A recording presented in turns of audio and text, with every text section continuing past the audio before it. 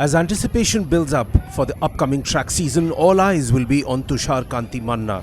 The 23-year-old sprinter clocked a remarkable personal best of 45.92 seconds to win gold at the Under-23 National Championships in Patna in the 400 meters event. Mohammad Anas Yahya holds the national record with 45.21 seconds clocked in 2019.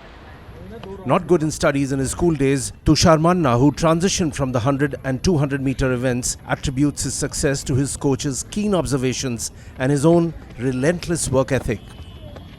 With ambitions to become the first Indian to run under 45 seconds, Manna remains extremely determined. Actually मेरी speed endurance काफ़ी अच्छी थी. मेरे coach ने find out किया और हमने भी ऑब्ज़र्व किया काफ़ी. मैंने भी देखा कि हाँ ये मेरा प्लस पॉइंट है, इस पे मैं अगर और अच्छा काम करूँ, इस चीज़ पे और वर्क करूँ तो इम्प्रूवमेंट बहुत अच्छी होगी. तो इसी वजह से 400 में शिफ्ट किया था हमने और नो डाउट रिजल्ट्स बहुत अच्छे हैं आपके सामने हैं.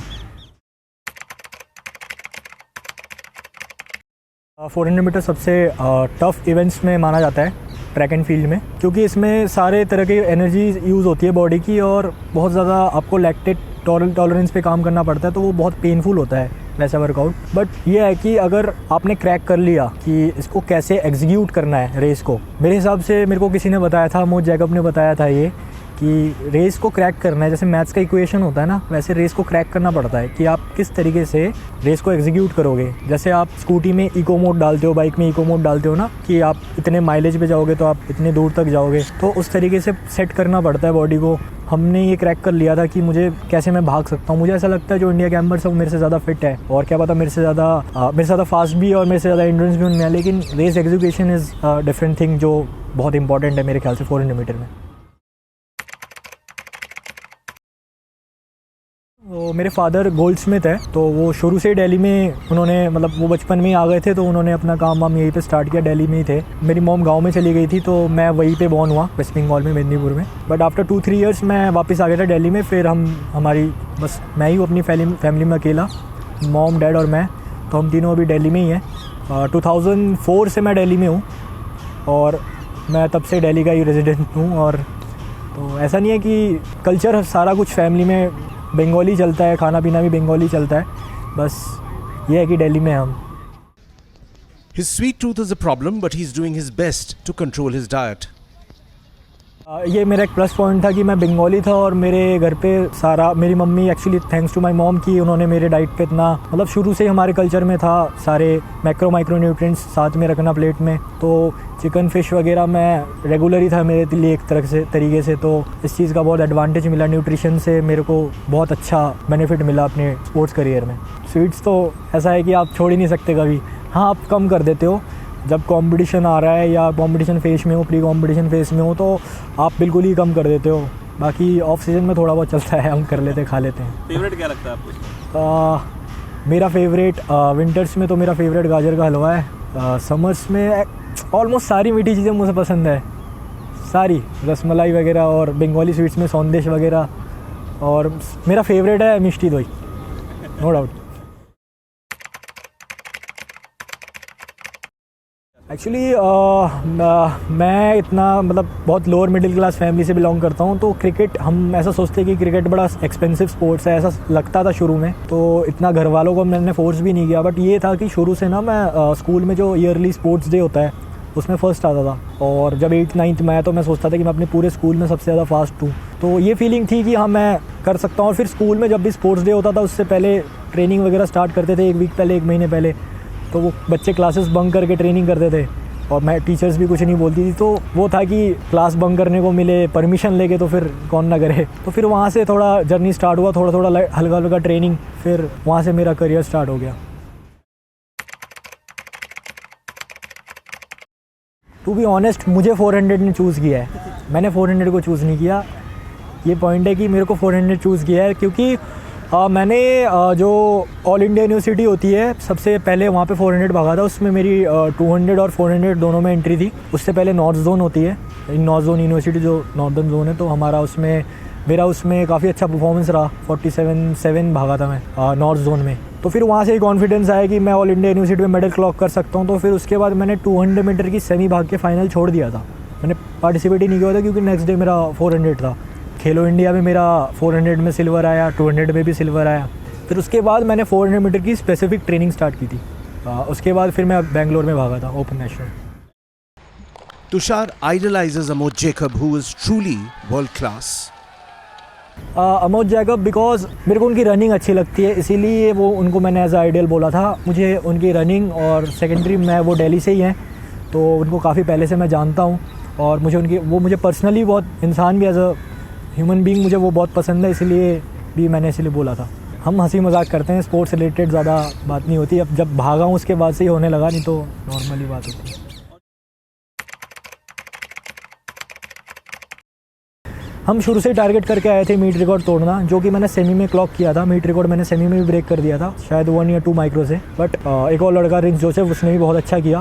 उसने मेरे से अच्छा किया था सेमीफाइनल में। बट फाइनल में नो डाउट मज़ा आया भाग के। बहुत अच्छी रेस एग्जीक्यूशन हुई थी और बहुत स्मार्टली भागा था मैं। बस कोशिश यही करूँगा आगे भी ऐसे ही भागूँ। वो फिर बोलना नहीं पड़ता, वो खुद ही सेल्फ सेटिस्फेक्शन हो जाता है कि यस मैंने दोबारा अचीव कर लिया और मैं अब कभी भी कर सकता हूँ। अब मुझे इस चीज़ का डर नहीं है कि मैं नेक्स्ट रेस में 45 भागूँ या नहीं भागूँ। मैं भागूँगा तो ज़रूर, और क्या पता उससे बेटर अच्छा ही भागूँ। जो मेरे कोच ने ऐसा मुझे बताया कि तू 23 नेशनल में 45-7 के अराउंड भाग जाता। वो थोड़ा सा मैं फिनिश लाइन तक पहुँचते थोड़ा सा एक्साइटेड हो गया, वो हाथ उठा दिया, शायद उससे भी थोड़ा सा फ़र्क पड़ा। नहीं तो कोई बात नहीं, मैं इससे बहुत बेटर कर सकता हूँ, मुझे ऐसा लगता है। कुछ एरियाज़ हैं, बहुत सी जगह हैं जहाँ जो मेरी वीकनेसेस हैं, एक्चुअली मुझे मेरे वीकनेसेस बहुत अच्छे से पता है और जिन पर मैं काम करूँगा और नो डाउट वो बहुत अच्छे रिजल्ट देंगे, उन पर काम करूँगा तो।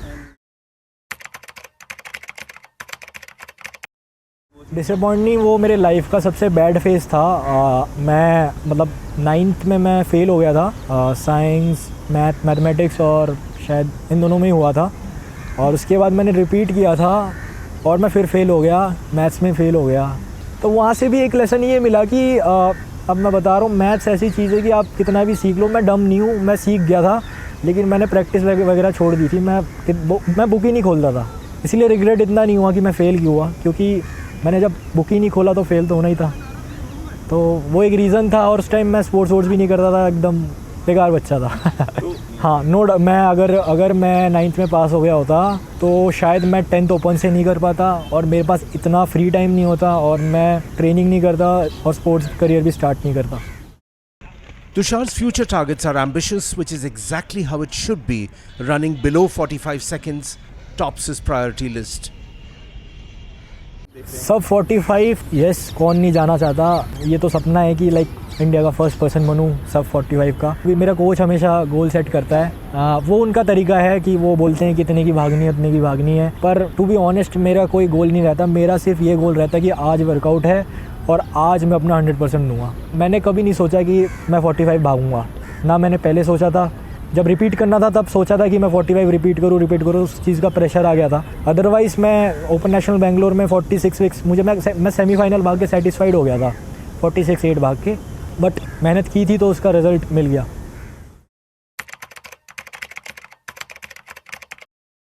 इसी चीज़ ने मेरे को मोटिवेट किया कि बाहर तो यार इतना इजीली कर रहे हैं, हम क्यों नहीं कर रहे, कहाँ लैग कर रहे हैं। इंडिया में टैलेंट की कोई कमी नहीं है। मेरे को लगता है कि बहुत से फैक्टर्स हैं छोटे छोटे, जहाँ पे अगर एथलीट्स काम करें और कोचेस ध्यान दें तो फिर वो कोई बड़ा टास्क नहीं है एक्चुअली।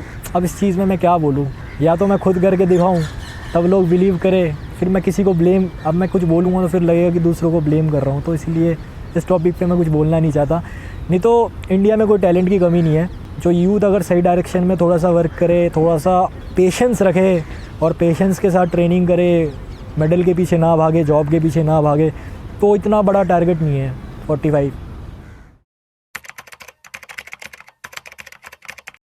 मेरे घर वाले उनको एक्चुअली स्पोर्ट्स का कोई नॉलेज नहीं है कि कौन से लेवल पे कौन से मेडल की कितनी वैल्यू है नेशनल लेवल पे, और इंटरनेशनल लेवल पे भी उनको सिर्फ ऐसे एशियन गेम्स और ओलंपिक 1-2 नाम ही पता है। उनको ये था कि जब मैं जो मेरे स्ट्रगलिंग डेज़ थे, उनको बस ये था कि तू जल्दी से जॉब पकड़ ले। उनका भी मेंटलिटी यही था, तो उन्होंने भी काफ़ी प्रेशराइज़ किया कि कुछ होगा नहीं होगा। मैं भी उस चीज़ से बहुत प्रेशराइज़ हुआ कि जॉब ले लूँ जल्दी से, जॉब मिलेगी नहीं मिलेगी। अदरवाइज़ अभी वो इसलिए सेटिस्फाइड है कि आपके पास अब एक अचीवमेंट आ जाती है तो आपको जॉब वगैरह मिल जाता है, इसीलिए वो बहुत ज़्यादा सेटिस्फाइड है, बहुत खुश है।